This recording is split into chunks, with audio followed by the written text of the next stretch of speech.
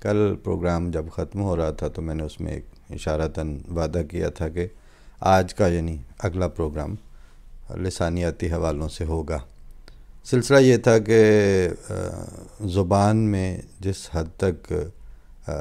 اتھلا پن اور اکہرا پن پیدا ہو رہا ہے، اس کی وجہ سے اب حیرت بھی ہوتی ہے کہ فضا یہ ہو تو دلوں میں نزاکتیں کیسی، اور پھر یہ بھی خیال آتا ہے کہ دنیا میں چونکہ کوئی ایک بھی قوم ایسی نہیں ہے جس کی اپنی زبان نہ ہو، قوم کا تصور اپنی زبان کے بغیر نہیں ہے، لیکن وہ کس طرح کے خوش قسمت یا بد قسمت ہیں کہ جو شعوری طور پر اپنی زبان کو ترک کرنے میں فخر محسوس کرتے ہوئے یہ سمجھتے ہیں کہ اگلے زمانے بحیثیت قوم ہمارے ہیں،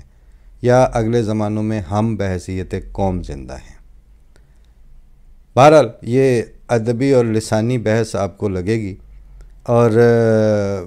ایک بدقسمتی یہ بھی ہے کہ علمی ادبی لسانی بحث کو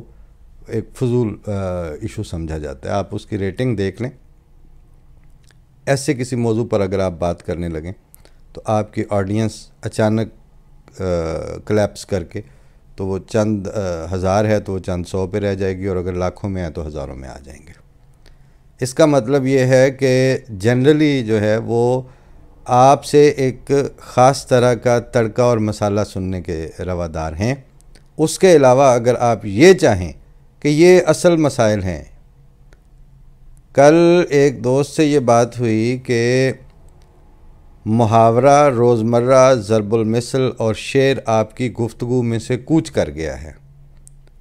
اور اس کی جگہ ایموجیز نے لے لی ہے۔ تو تھوڑی دیر کے لیے تو وہ پرپلیکسڈ ہوئے، اس کے بعد انہوں نے شاید اس کو ہضم کر لیا، پھر اس کے بعد انہوں نے اس کو آگے کچی ہانڈی بانٹنی شروع کر دی۔ وہ جہاں جہاں انہوں نے وہ سالن بھجوایا وہ ان کو پسند نہیں آیا کھانے والوں کو، لیکن اگر اس پہ کچھ عرصہ ٹھہر کے غور کیا جائے اور اندر پکنے دیا جائے اور پھر پورے دم کے بعد باہر نکال کے وہ آئیڈیا دیا جائے یا اس تھاٹ پہ بات کی جائے تو وہ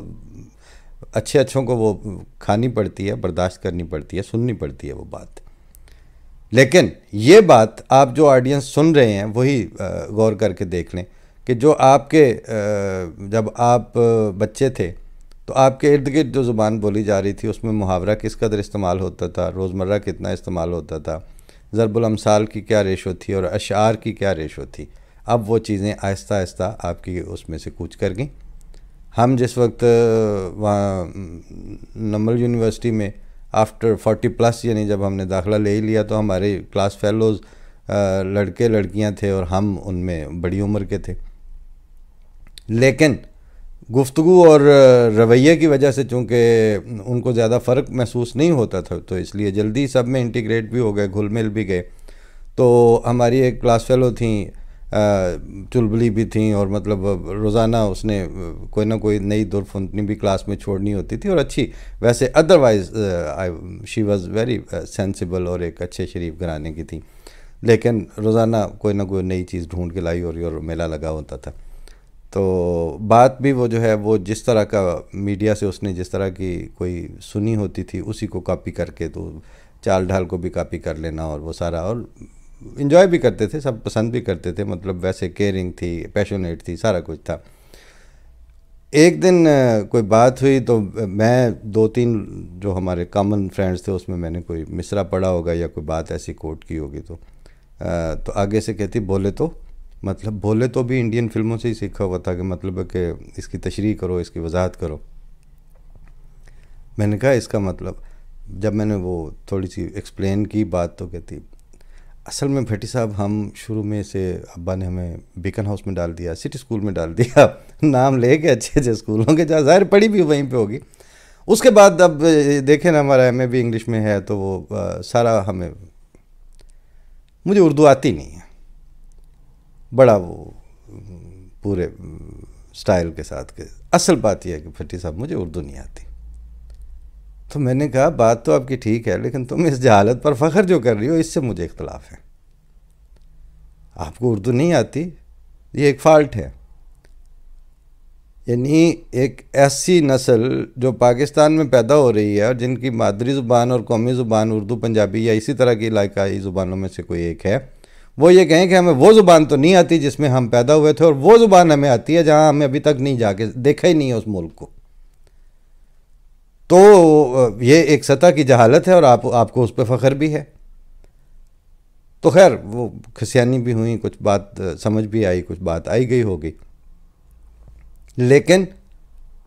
بتانا یہ عرض یہ کرنا چاہ رہا تھا کہ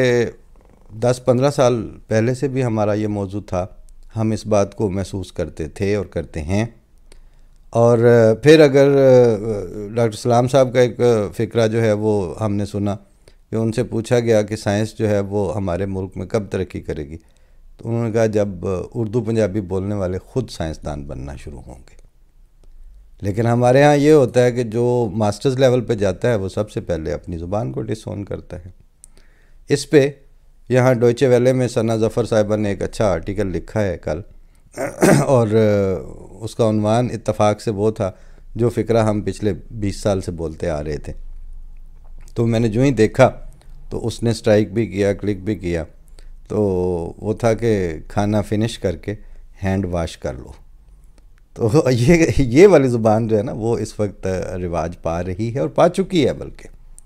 اور اس میں آپ اگر کھڑے ہو کے یہ کہنا چاہیں کہ یہ زبان نہیں یہ، تو وہ ان کے علم اور فہم کی تو بعد میں باری آئے گی. سب سے پہلے آپ کا کہنے والے کا، بات کرنے والے کا اپنا کانفیڈنس شیٹر ہونا شروع ہوتا ہے. اچھا سننے والے یہ ہیں تو میں نے کیا کہنا ہے. ہم ٹیلی فون پہ کبھی کبھی ایک ریڈنگ سیشن کر لیا کرتے ہیں کہ جو اچھی کتاب ہے اس کے کچھ صفحات کوئی ایک دوست پڑھ کے سنائے، کوئی دوسرا سنائے. تو میری باری آئی تو میں نے یہاں سے مشتاق یوسفی صاحب کی کتاب نکالی اور پھر طے کر کے واپس رکھ دی. تو کہنے لگے کہ کیا ہوا آپ نہیں سنا رہے؟ میں نے کہا ہاں میں نے کتاب نکالی تھی مگر میں نے واپس رکھ دی ہے. اس کی وجہ یہ ہے کہ اس کے میں جتنے جملے پڑھوں گا آپ ساروں کا ترجمہ پوچھیں گے. تو جب ایک ایک جملے کا ترجمہ ہی بتانا ہے تو اس پہ مشتاق یوسفی کا پیراگراف میں آپ کو کون سا سناؤں گا. اور آپ جو میرے آڈینس یعنی جو کال پہ میرے کال پہ باقی گروپ ممبرز تھے تو وہ کہتے ہیں کہ یہ کیا بات ہوئی؟ میں نے کہا یہ بات ہوئی کہ آپ سارے پاکستانی، آپ ساروں کی زبان اردو ہے اور اس کا انڈرسٹینڈنگ لیول یہ ہے.